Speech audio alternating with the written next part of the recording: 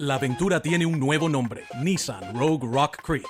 Con la Rogue Rock Creek estarás listo para conquistar el camino que venga. Si es una ruta rocosa, tienes llantas todoterreno. Ante una gran bajada, control para descenso inclinado y su parrilla tubular para techo, lista para lo que necesites. Cuando la vida te ofrece aventura, tú tienes la Nissan Rogue Rock Creek.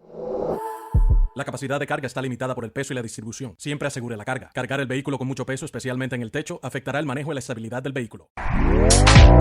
Este podcast forma parte de Evox Originals. Disfruta de este avance.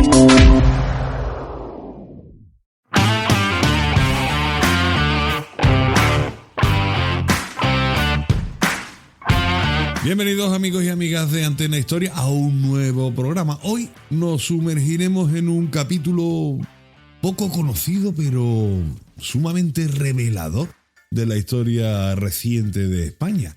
La violencia política contra las librerías. Y ustedes diréis, ¿contra las librerías? Sí, contra las librerías.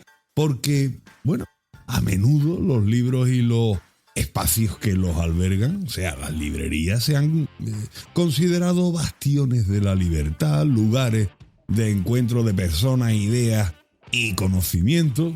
Sin embargo, como iremos descubriendo, también se ha convertido en el blanco de ataques motivados por el odio y la intolerancia.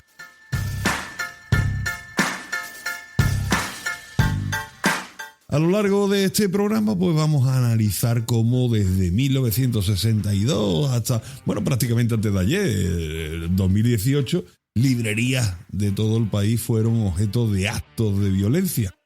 Estos ataques, lejos de ser incidentes aislados, reflejan la tensión política y social de una época.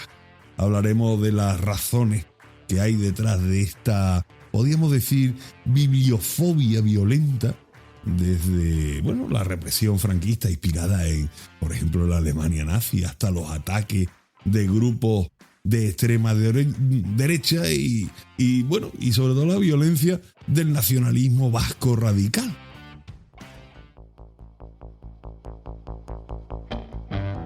Bienvenidos un día más a nuestro canal. Soy Antonio Cruz y esto es Antena Historia.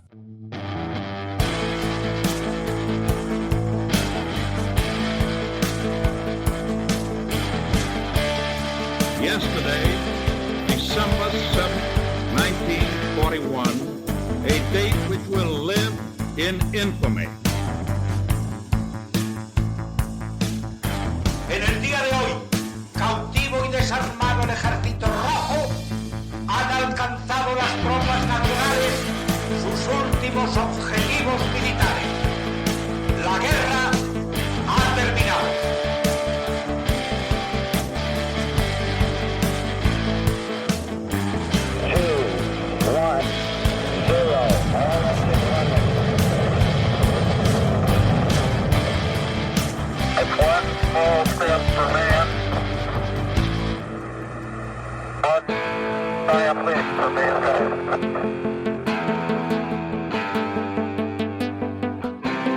Españoles, Franco ha muerto. Dass ich anständig meine Zeit verschwendet habe im Dienste meines Volkes. Ich tue jetzt keine Stehen mehr. Wenn ja, dann tritt für mich ein, so wie ich für dich eingetreten bin.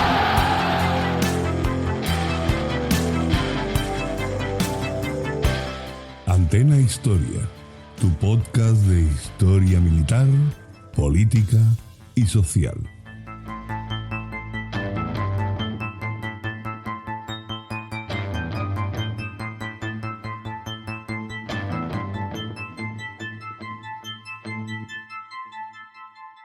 Bienvenidos a Antena Historia.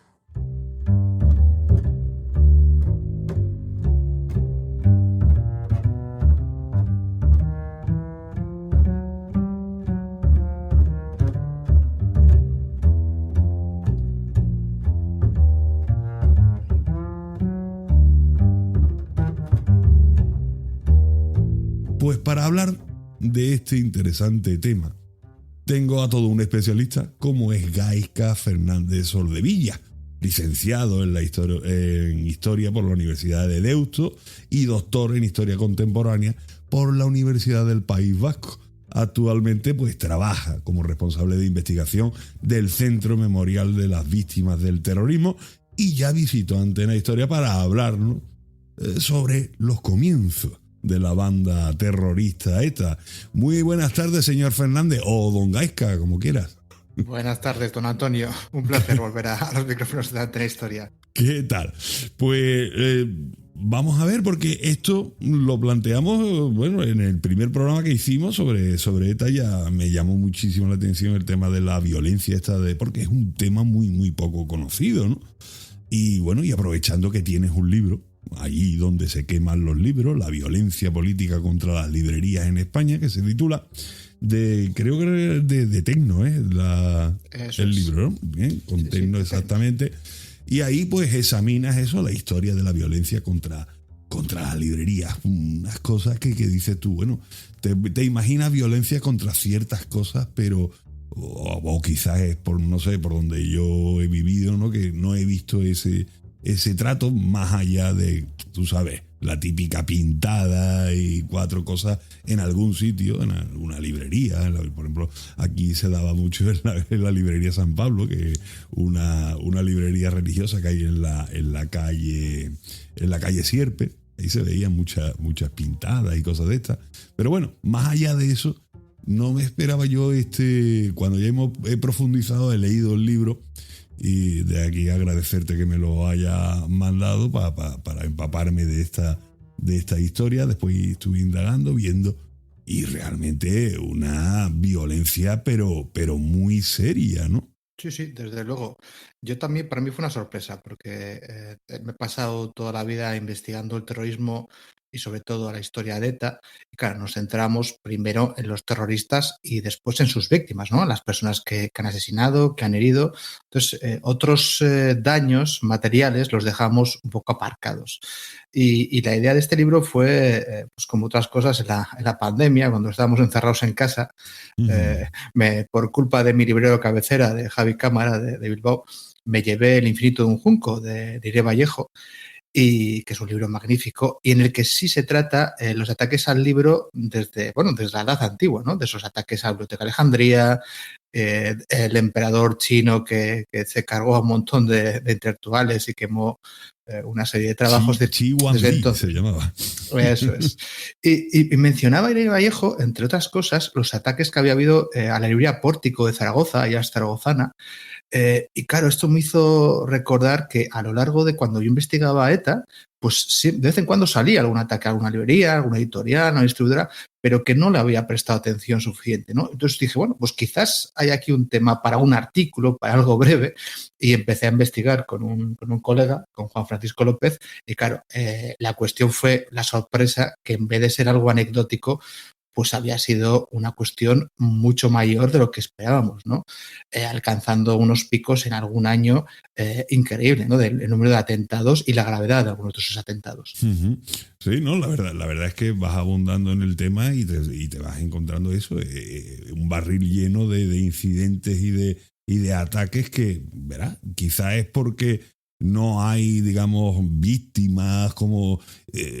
pero bueno, no sale o no se da en las portadas de periódicos, aunque bueno, sí hay un montón de recortes, como he estado viendo yo por internet. Pero bueno, como decía yo al principio, algunos habrá llevado las manos a la cabeza cuando he dicho a lo mejor, bueno, que la represión franquista inspirada en la Alemania nazi. Bueno, y es que en tu libro, bueno, hay una frase, he ido cogiendo unas frases de tu libro, ¿no? En 1936, el 10 de mayo, jóvenes nacionalistas marcharon ritualmente con antorchas encendidas por la Kaiser Franz Joseph Platz de Berlín, en la que ardieron más de 25.000 ejemplares, por ejemplo, de Thomas Mann, de Bertolt Brecht. Bueno, digamos que aquí es donde podemos inaugurar, digamos, esa violencia contra el libro, bueno, realmente contra las ideas que están escritas en esos libros. Pues sí, la violencia contra el libro ha existido a la vez que el libro, ¿no? Es antiquísima, pero si nos retrotraemos ya digamos, a la violencia política más moderna, claramente el nazismo y el estalinismo, los dos casi a la vez, son los dos grandes focos, ¿no? de violencia contra la cultura. El episodio que tú has relatado es clave, ¿no? En el 33, cuando expurgan las bibliotecas de las universidades alemanas y se dedican a quemar a aquellos autores antialemanes, incluyendo autores alemanes que son liberales, que son demócratas, que son marxistas, que son judíos, ¿no? Y ahí hay una clave de lo que va a pasar. Y una de ellas es que no es tanto un odio a la cultura en general o al libro en general, sino a una parte de esa cultura, ¿no? A la libertad, a la pluralidad de esa cultura. Entonces, no se queman todos los libros por ser libros, se queman algunos, a una parte de esos libros, por ser quien los escribe o por el contenido que tienen, o, como hemos estudiado nosotros, se ataca a las librerías por lo que se hace en ciertas librerías, no en cualquiera. Pero, desde luego, la Alemania nazi sirve de modelo a las tropas franquistas, a una parte, digamos, a las más exaltadas, ¿no? A los falangistas, en sus quemas de libros que se producen en España a partir del 36, además explícitamente, ¿no? Leyendo, lo cual me parece muy bruto, ¿no? Leyendo un pasaje del Quijote, ¿no? El pasaje en el que el barbero, la familia le empiezan a quemar los libros de caballería porque piensan que es lo que le ha vuelto loco. Pues esos pasajes se leían en España cuando se quemaban libros en ciertas bibliotecas, de ciertas librerías, ¿no? Hablamos del 36, 37, 38. Sí, no, claro, de lo que se hablaba, libros considerados antiespañoles y contrarios al régimen, evidentemente, ¿no? Eso está claro, por eso decía que las ideas que se expresan en esos libros, pero digamos haciendo algo saliéndonos un pelín, ¿no? del tema, porque bueno, no saliéndonos del tema, pero sí tocando otra pata del banco, como digo yo, de la expresión de ideas y demás.